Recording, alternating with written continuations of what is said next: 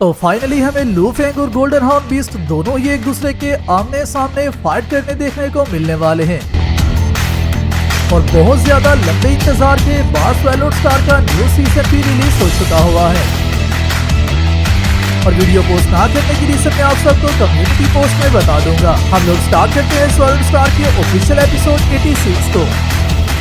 Episode start होते ही सबसे पहले हम देखते हैं 6 सोल पेगोडा टावर को, जहां पर लू फेंग अपने टीममेट्स के साथ उनकी सोल्स को बर्न करवाने के बाद उनकी पावर को हासिल करने वाला है, जिसकी वजह से लू फेंग की सोल एनर्जी इंक्रीज हो जाएगी। हालांकि इससे लू फेंग का रैंक तो नहीं बढ़ेगा, मगर लू फेंग की उस रैंक पर रहते हुए सोल एनर्जी काफी ज्यादा हद तक इंक्रीज होने वाली है। मतलब कि लू फेंग स्टार्ट लेवल 2 पर ही रहेगा, मगर वहीं पर लू फेंग की सोल एनर्जी स्टार्ट लेवल 5-4 तक पहुंच जाएगी। और लू फेंग की मेंटल पावर भी काफी ज्यादा इंक्रीज हो जाएगी, जिसकी वजह से जैसे ही लू फेंग यहाँ पर आता है तो आते ही सबसे पहले अपने दोनों स्ट्रीम गार्ड्स को बाहर निकाल लेता है, जो कि बाहर आकर लू फेंग को गार्ड करना स्टार्ट कर देते हैं, ताकि लू फेंग की अपनी टेक्निक को यूज करते हुए अगर कोई भी इंसिडेंट हो जाता है तो ये दोनों सिल्वर गार्ड्स उन्हें होल्ड कर ले। जिसके साथ ही लू फेंग अपनी ब्लेड्स का यूज करते हुए इस टेक्निक को एक्टिवेट करना स्टार्ट कर देता है, जिसमें कि आल्सो बबाता लू फेंग को पैटर्न बता रही होती है। और इसी के साथ जैसे ही ये टेक्निक एक्टिवेट होती है तो उसी के साथ ही पांचों के वर्ल्ड के हीरोज लू फेंग की साइड्स पर एक एक टावर पर आकर बैठना शुरू हो जाते हैं, ताकि ये लोग आल्सो इस टेक्निक का हिस्सा बन सके और लू फेंग की बॉडी के साथ वन हो सके। जहां पर सबसे पहले आते ही सोकोलोव अपने लास्ट मोमेंट्स में अपनी वोडका की ड्रिंक करता है, जो कि उसकी लाइफ की लास्ट ड्रिंक होने वाली है। और इसी के साथ ही एंट्री होती है एल्डर मू हेनरिसन की, जिसके कि आल्सो ग्रैंड चाइल्ड भी होते हैं, जो कि मरने से पहले लास्ट टाइम अपने ग्रैंड चाइल्ड की फोटो को देखता है और इसी के साथ ही कहता है मेरा ग्रैंड चाइल्ड कल के दिन 5 साल का होने वाला है। जिसके बाद एंट्री होती है एल्डर ये साइड की, जो कि आते ही कहता है ये बहुत ही ज्यादा अनएक्सपेक्टेड है कि हम लोग लास्ट के मोमेंट्स में भी एक साथ मिलकर फाइट कर रहे हैं। जिसके बाद एंट्री होती है त्रिपथी सिंह की, जो कि इंडिया का वॉरियर है। और यहाँ पर आते ही त्रिपथी सिंह कहता है मेरी दुआ है कि गॉड शिवा इस मिशन में तुम्हारी हेल्प करें। जिसके बाद एंट्री होती है एल्डर चियाई की, जो कि लास्ट के मोमेंट्स में लू फेंग से कहता है मैं सिर्फ ऐसा चाहता हूँ कि तुम अर्थ को हमेशा ही प्रोटेक्ट करते रहो। जो सब सुनते ही लू फेंग इनसे कहता है तुम में से किसी की मौत भी फिजूल नहीं होने वाली। मैं तुम सब से इस बात का प्रॉमिस करता हूँ कि मैं अपने फाइनल असासिनेशन मिशन को कंप्लीट कर लूंगा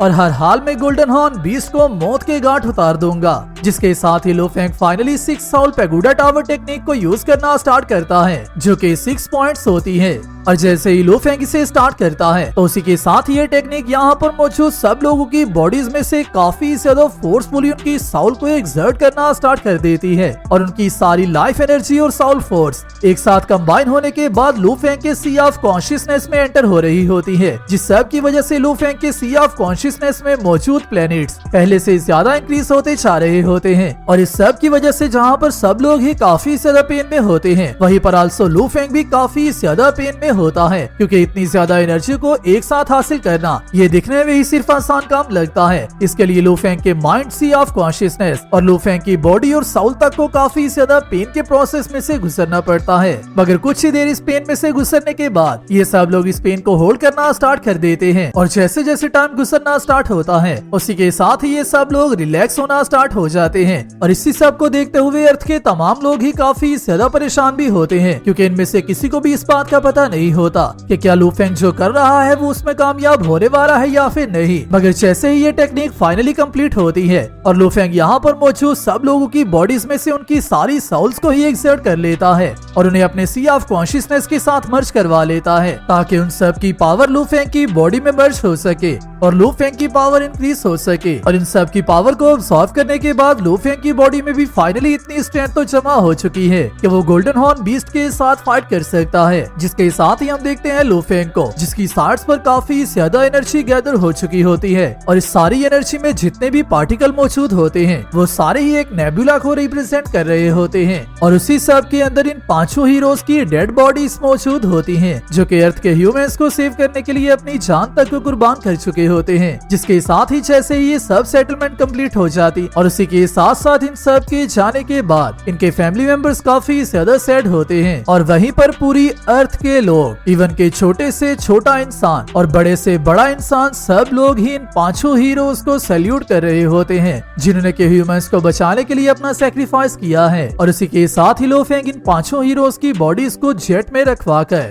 वापिस अपने घरों की तरफ डिस्पैच करवा देता है और उसी के साथ ही खुद भी इन्हें सैल्यूट करता हुआ कहता है, मेरा फाइटर जेट अभी के लिए इन 5 हीरोज की डेड बॉडीज को लेकर वापस निकल चुका है, जिनमें के सबसे पहले नंबर पर मो हेंडरसन मौजूद है जो कि अमेरिका से बिलोंग करता है। जिसके बाद एल्डर गीसार्ड मौजूद है जो कि यूरोप से बिलोंग करता है। जिसके बाद त्रिपाठी सिंह जो कि इंडिया से बिलोंग करता है, सोकोलोव जो कि रशिया से बिलोंग करता है और एल्डर जीआई जो कि चाइना का लीजेंड कैरेक्टर है। ये 5 हीरोज और वर्ल्ड के बाकी वो सब हीरोज जिन्होंने के अपनी जान पर खेलकर इंसानों को बचाया है और इंसानों को बचाने के लिए अपनी जान की कुर्बानियां तक दी हैं, वो सब हमारी सेफ्टी के लिए ही शहीद हुए हैं और मैं हमेशा ही इन सब को याद रखूंगा। जिसके साथ ही हम वर्ल्ड के सारे ह्यूमंस जो के अभी तक इन मॉन्स्टर्स के अटैक के अंदर मरे होते हैं, उन सब की साउल्स को हेवंस में छाता हुआ देखते हैं, जहां पर मरने के बाद भी 5 के हीरोज का एम्बिशन जरा भी कम नहीं हुआ होता। जिसके साथ ही लो फेंग इन सब से कहता है, मैं लो फेंग इंसानों की सारी करेज और उनके डिटर्मिनेशन को इनहेरिट कर रहा हूँ। मैंने इंसानों की सारी डिटर्मिनेशन, उनके एम्बिशन और उनकी करेज को इनहेरिट कर लिया है और अभी के लिए मैं ह्यूमैनिटी को रिप्रेजेंट कर रहा हूँ और मैं इस बात की यहीं पर कसम खाता हूँ कि मैं गोल्डन हॉर्न बीस्ट के साथ डेथ तक फाइट करने वाला हूँ। जिसके साथ ही लो फेंग गोल्डन हॉर्न बीस्ट से फाइट करने के लिए कूद जाता है और समुद्र में और भी ज्यादा गहरा जाना शुरू हो जाता है, जिसको देखते ही रॉयल गार्ड याओ राओ कहती है,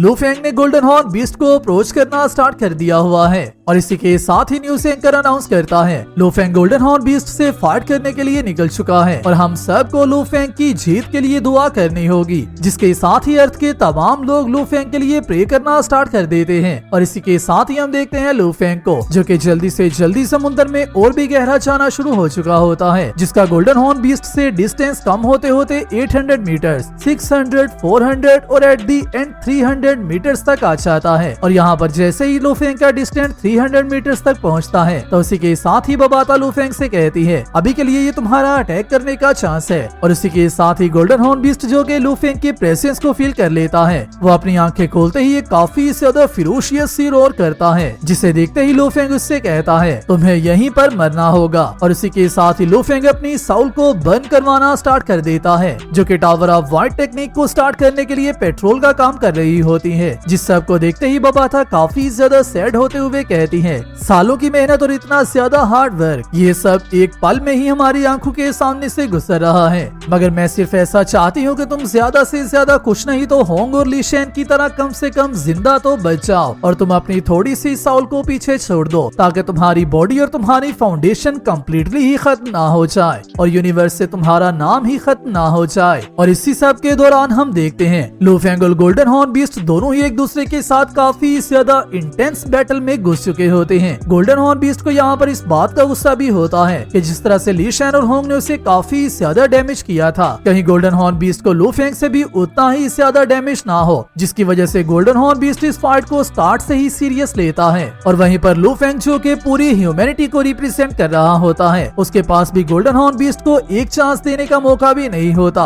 और लो फेंग एक भी ऐसा स्टेप नहीं ले रहा होता जिससे कि गोल्डन हॉर्न बीस्ट को ओपनिंग मिल सके, जहां पर ये दोनों ही एक दूसरे को किल करने के इंटेंट से ही इस फाइट को स्टार्ट करते हैं, जिसकी वजह से ये फाइट काफी ज्यादा इंटेंस होती जा रही होती है। मगर जैसे ही लो फेंग गोल्डन हॉर्न बीस्ट के इनफ डिस्टेंस के क्लोज आ जाता है तो उसी के साथ ही लो फेंग अपनी टावर ऑफ वाइट को एक्टिवेट करता है, जो कि मीटियोराइट स्टार प्लैनेट की काफी ज्यादा स्ट्रॉन्ग टेक्निक्स में से एक टेक्निक है और मुझे लो फेंग की अभी तक की सबसे ज्यादा अमेजिंग और सबसे ज्यादा स्ट्रॉन्ग टेक्निक लगती है। हालांकि इसमें लो फेंग की जान को काफी बड़ा खतरा है, मगर फिर भी ये टेक्निक काफी ज्यादा स्ट्रॉन्ग ओपोनेंट्स तक को किल करने की पावर रखती है। जिसके साथ ही लो फेंग जैसे ही इसे एक्टिवेट कर लेता है तो उसी के साथ ही बिना कोई टाइम वेस्ट करते हुए सीधा गोल्डन हॉर्न बीस्ट पर इसके थ्रू अटैक कर देता है। जिसके साथ ही हमारा पार्ट 1 यहीं पर कंप्लीट होता है। वीडियो अच्छी लगी है वीडियो को लाइक कर दो और नेक्स्ट आने वाली वीडियो के लिए चैनल को सब्सक्राइब लाजमी कर लेना। मैं मिलता हूँ आप सबसे नेक्स्ट वीडियो में, तब तक अपना और अपने प्यारों का ख्याल रखियो।